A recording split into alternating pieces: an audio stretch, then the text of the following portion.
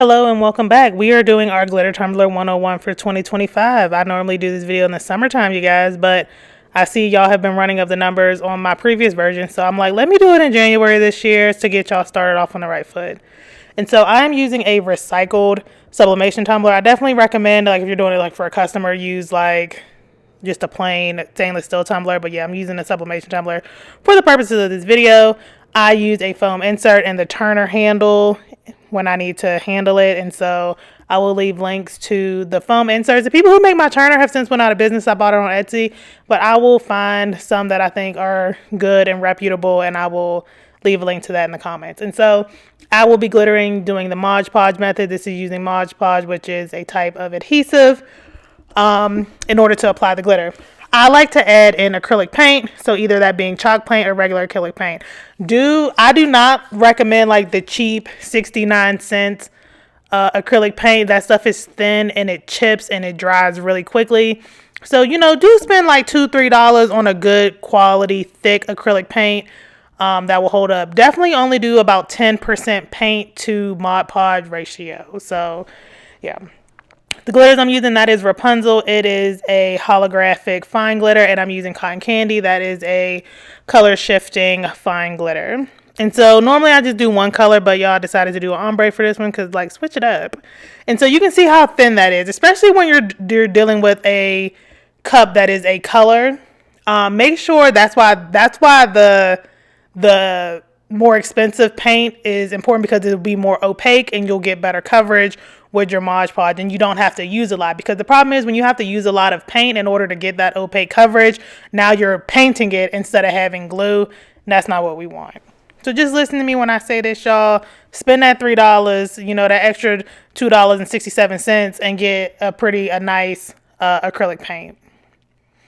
And so as far as brushes, it's really up to you.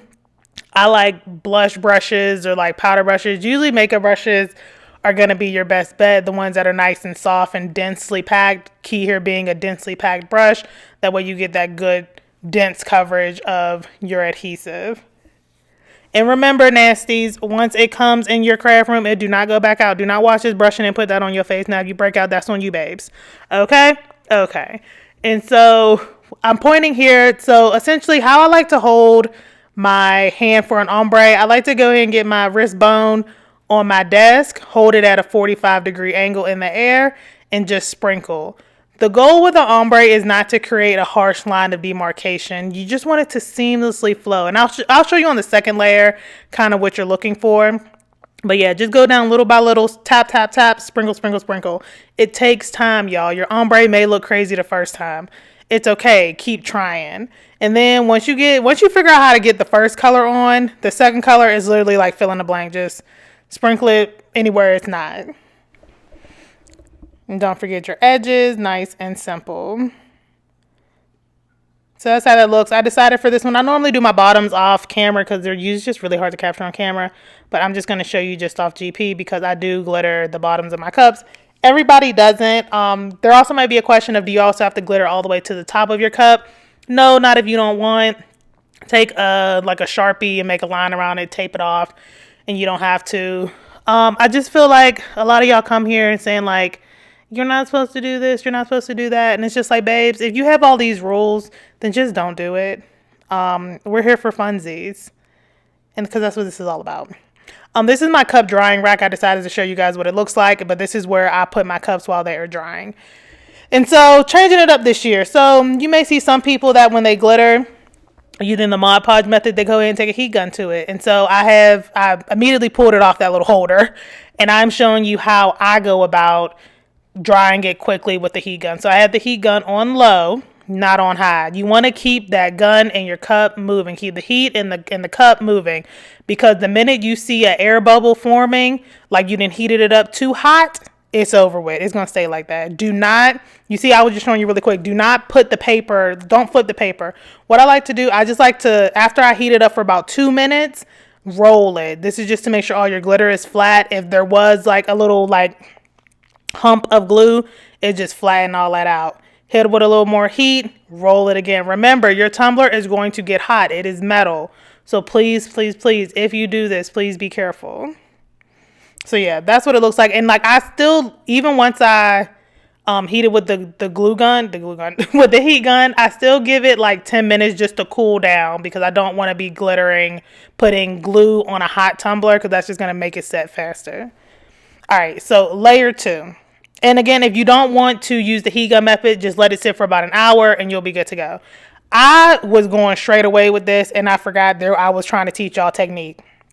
As far as technique goes, you definitely are going to want to, if you're doing, like, say you're doing like a white into a purple, when you're going to do your second layer of glitter, you're going to want to put the Mod Podge on the white first, like around the top. So now I'm actually showing y'all the proper way to do that.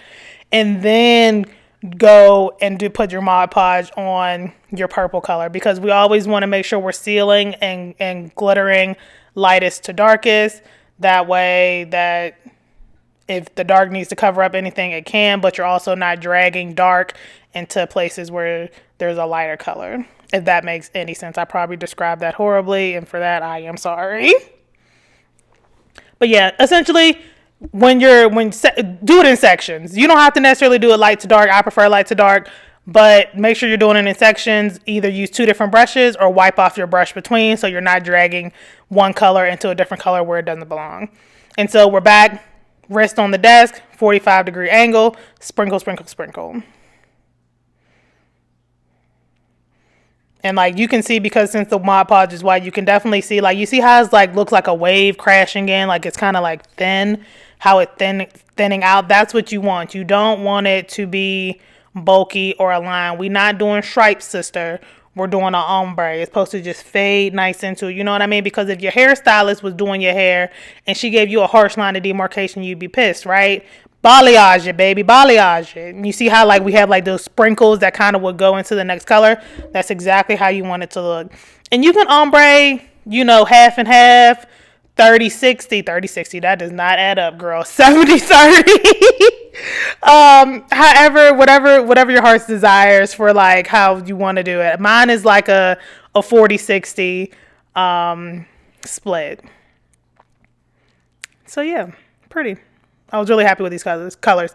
I'm just showing you guys my cup turner. I have a single turner. I also have a multi-cup turner, but I will, like I said, the people who make my turner are no longer in business, but I will leave a link or two to some nice turners that I know exist out there on the interwebs.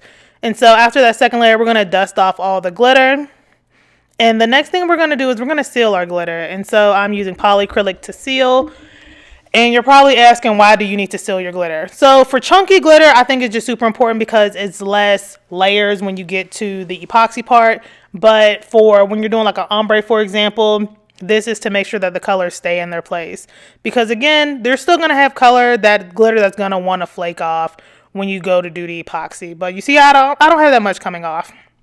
But this is just an insurance method, essentially, of making sure that your glitter doesn't migrate into places that it doesn't go, and that it'll stay where it's supposed to stay. And I don't know what's going on with my camera work, but my turner was moving all over the place.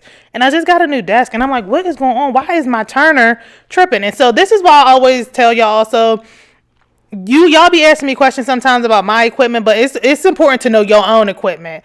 And so I lift this thing up, baby. There was 2 rhinestones on the bottom that was causing this thing to go awry.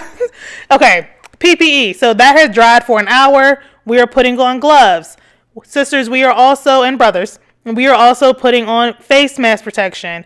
So many of y'all get in the comments. Honestly, I'm kind of sick of I'm trying to protect my pets rhetoric, because y'all really care about pets more than people. And I'm not going to get on my soapbox about this because it pisses me off. But protect yourself if you want to. And if you don't want to, frankly, I don't care. We're using Hog Speed Fast Set Epoxy. This is a 4-hour epoxy. 1-to-1 ratio. I also use these little cups. When I use these cups, I like to go ahead and pre-mark where I want to measure because I'm kind of blind, so it just helps me see. So in this case, for the 20-ounce skinny tumbler, I'll be using 10 ounces of part A, 10 ounces of part B, and when I mix it, that is what it looks like. Little micro bubbles are fine. You can either hit them with a heat gun. A lot of times, the heat that it produces itself will get rid of those bubbles. I feel like I'm talking really fast. Okay, so technique. So I like to use a one-finger technique when I am epoxying. This is really just where I use my index finger, and I let the epoxy do the work, and I just use my finger to guide it. And so I'm showing y'all this in real time. This is how fast or slow, however you picture it, it goes. I like to pour a little on my cup, hold my finger parallel to the cup, just slightly touching it, not so like the point where I'm gonna knock it over, but just creating just enough pressure between me and the cup and get that epoxy on there. I started to do another technique, but I'm gonna show y'all the second technique you can also do in the next layer. And so, yeah, this technique, I definitely recommend it for beginners. It's super easy to get, like, down. So, yeah, you just pour it on there, let your finger, and you see, like, my right hand isn't moving. I'm letting the turner do the work. And so there's, of course, like, right now where I have to, like, smooth it out and get it to connect with the section I did below. You have to do that. But, again, for the most part, when it comes to, like, getting the epoxy around the cup, like, in general, do that method and you will never go wrong. And now I'm just working it down because when you turn a tumbler, epoxy is a self-leveling material, and so it'll level itself out as long as it's not like too thick. But like we don't want to like just dump it on there and think it's going to do everything for it. You gotta work it out, making it as even as you can, but just know that as it turns, it'll level itself out any more that it needs to. And so pour a little on, and normally I do like the three main sections. You see, I do a bottom section, a middle section, and a top section. And once I get done getting it around the cup in the top section, that's when I start going back in and filling in the spaces. And I do this by just getting a little bit of epoxy on my finger or pouring on the cup and just kind of smoothing it out wherever I see that it needs it. The bottoms are a little hard. I always recommend like put your finger up against it and pour a little bit of epoxy on there, or just pick some up like you just saw me do on my finger. Put it on the lip and then scooch it, like glide it into the middle is usually the easiest way. Your bottoms are always going to be the hardest part to get epoxy on there and to get smooth. It's something that will just come with time, unfortunately. I don't have a good answer as to the best way to do it, but I will say pay attention to your edges, pay attention to your lips, make sure they are thoroughly coated, because what happens is epoxy has a tendency, I'm talking really fast, I know, I'm sorry y'all, I'm trying to get it all in without this video being an hour long. Epoxy has a tendency to want to pull back from that edge, so just make sure we're going all the way to the edge and push back. Y'all see when I was pushing it on the edge, I'm airplaning off the edge. So I'm not just like pushing it up and then like coming immediately back. I'm going past it, off of it. And so this is the point where I have a bunch of extra epoxy, and so I'm just putting it on the cup for no reason. I have really long nails, if you guys didn't see, so a lot of times epoxy will get caught up under my nail. With the glove on, of course, and so sometimes the epoxy goes a little awry, so ignore that. You probably won't have these problems, but this is also where I start smoothing it out and be like, it's a little thick here. I'm gonna smooth it out, and whatever's left on my finger, I'm gonna dump back in the cup. And so that's all you see me doing. Don't overwork your epoxy too much. You don't want to do too much. You don't want to have thin spots or anything like that. But this is where you take your time. You look at it. You make sure everything is covered. You don't see any dry spots. Nothing is exposed. And you have a nice layer on everything. Because we're going to do a second layer, so don't worry about that too much. But make sure your first layer is as good as you can get it. Normally, I would use my heat gun. I just forgot. But just know that if you forget to ever use your heat gun, it's not that big of a deal. And so for epoxy, I always tell people go according to the instructions. The cure time on this one, touch time is 4 hours. And so I let it spin for 4 hours, and now I'm ready to sand. And so I'm going to go ahead and sand my cup. And you can see, showing y'all, like you'll see, like you'll have little high spots and low spots where you'll get like where it looks kind of different. Sand it till you're not trying to sand it into oblivion, y'all. Like y'all are not construction workers. We're tumbler makers. Another thing that I'm pointing out, that if you're sanding and you see it starts to like the material, it's not coming off as dust, but it's like rolling like it's like rolled up glue. That is a sign that your tumbler may be slightly undercured. Now I feel like I get this type of effect more when I'm using the fast set epoxies, and I've only let it set like the minimum amount of time. But like if you're doing it and you're getting a bunch of it coming off like in snowflakes, like with rolled material, you need to stop and you need to let your cup cure a little longer, because having uncured epoxy is a recipe for disaster when it comes to making the rest of your cup. And it may not look like it, like just when you look at it, but like when you go to do things like put vinyl on there, you'll be able to tell, or just in general, the cup will have no longevity because it never really got a good chance to cure. And so, like I tell you, when you epoxy, make sure you're paying attention to your edges. Also, when you're sanding, make sure you pay attention to your edges. Remember, we discussed how it has a tendency to want to pull away from the edge. So make sure when you're sanding your edges and your lips, just sand very lightly to make sure you're not sanding through that epoxy completely and sanding into the glitter, because that's just not a good look. But yeah, take your time and do that. I like to sand the whole cup no matter what. And then this is just paper towels drenched in water. I used to use alcohol, but you know, why waste alcohol when I can be using that to disinfect something? When I'm just really, the goal here is to get all that dust off the cup. So water gets the job done. So you don't need to use anything special. Water is fine to use when you get done sanding.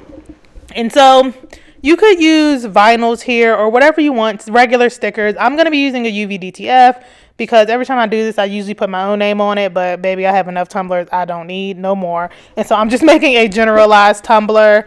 So yeah, I decided to go with this UV DTF. You can pick the UV DTF, the glitter, all that good stuff over up on my website, PeriodSixDesigns.com. I forgot to mention it because I be on. See, that's the thing. I be coming on here and forgetting I have a business. And I probably should be trying to sell y'all a little something, but I just be trying to get y'all the tea for real, for real. But yeah, if you want, definitely feel free to check out my website. Hundreds of glitters, hundreds of UV DTFs, rhinestones, pearls, all that good stuff over on the website, PeriodSixDesigns.com. So yeah. Just and something else that's been happening since the beginning of the year. There's no shade, y'all. I love y'all. I appreciate y'all. But please, if you have questions about videos, leave them under the videos. Because people have been emailing my business email who are not customers, and like, again, no shade. Running a business takes time, money, and effort, and I don't mind helping y'all when it comes to stuff y'all see on my YouTube. But if you are not a customer of mine, please do not email my customer service line. Baby, call them people who you got that glitter from that is making you struggle. But if you're a customer of mine, call me, girl. I got you. Let's discuss what's going on and let me help you. If not, use these videos as reference, okay? Okay. And so I'm also showing you this. Usually with UV DTF, you don't need to seal it in because the adhesive is so strong on a UV DTF. I don't have worries about it going nowhere. But if you were using a vinyl, definitely make sure you seal it in. I'm sealing again with polyacrylic. I'm just showing y'all this. Like I said, UV DTF doesn't really need to be sealed because it's not going nowhere. But if you were using a vinyl, absolutely make sure you are sealing it. All right, and let's do the last layer of epoxy. And so I'm going to show y'all a different technique. And so y'all see how I'm doing my finger now? That's the first technique, right? Works great. We've mastered it. But sometimes if you just can't get it, I like to do this other technique where I like to scoop out a little bit on my index finger and then just put it on the cup. Y'all, mine looks like it's being messy, but again, that is just literally my acrylic nail picking up extra and it dripping off. I'm using the pad of my finger to get it on there, and so that's why it looks like it's super messy. It's not super messy if you don't wear nails. It just looks messy when I do it, but it's another technique you could use if you just can't get the finger thing going. So just scoop a little bit up with your finger, put it on the cup, smooth it out. Scoop a little bit up on your finger, put it on the cup, smooth it out. It's a really easy technique to use. And I'm somebody who, I don't like using my whole hand to epoxy. I can't have epoxy. First and foremost, that just seems like it wastes a lot of product. I'm not down with that. I'm cheap. Secondly, it's just unnecessary to use. Like, you don't need to be palming the cup. The only person I like palming me is my man, okay? Other than that, you don't need to be palming this tumbler. Just a couple of fingers and that'll do it. So yeah. So this is just another technique you could use in order to get the epoxy on there. And we're paying attention to our edges and we're paying attention to our lips. If after you do the second layer of epoxy and it's still super rough around your edges and your lips, I would do a light sand and do like a super thin layer of epoxy of the third one, because the more layer of epoxy you add, the heavier your cup is going to get, the thicker your cup is going to get. That's not what we want. So, and after that third layer, if it's still bumpy, baby, you got to go back to the drawing board. Something is happening here. We need to make sure we're aware of what our environments are, our equipment. There's a lot of things you'll just learn as you do it more. You'll know what temperature you like to epoxy in. You'll know what materials you like to use when you glitter. And that just comes with time, y'all. It's okay if you don't get it out the gate. None of us did. It's not an easy thing to do. It looks easy now for me, but baby, it was a lot of trial and error for me, a lot of throwing cups away, a lot of cups that look like crap. It happens, like, but don't get discouraged. You just got to keep going. You're going to spend money and you're going to waste money trying to get better, but once you get better and you got it, it's a skill that you have that honestly, I've gone months without making cups, but I could jump right back in at any time and be able to do it like no problem. So just keep that in mind. Don't give up. I'm here. Leave comments under videos. I always recommend leaving a comment under a lady's video because I don't really go back and check like super old comments. But yeah. And so this is how the cup turned out, y'all. I love this ombre. I love the combo with the pink UV DTF. I thought this turned out super cute. So I'm really happy with that. I normally do pink glitters in these videos because they stand out more. Because y'all love pink apparently. But yeah. And that's it. So like I said, comments or questions, leave them below. Let's help each other out. Happy 2025. Oh, I'm doing a whole beginner series so for the month. So yeah, check that out. And I'll see you guys in the next one.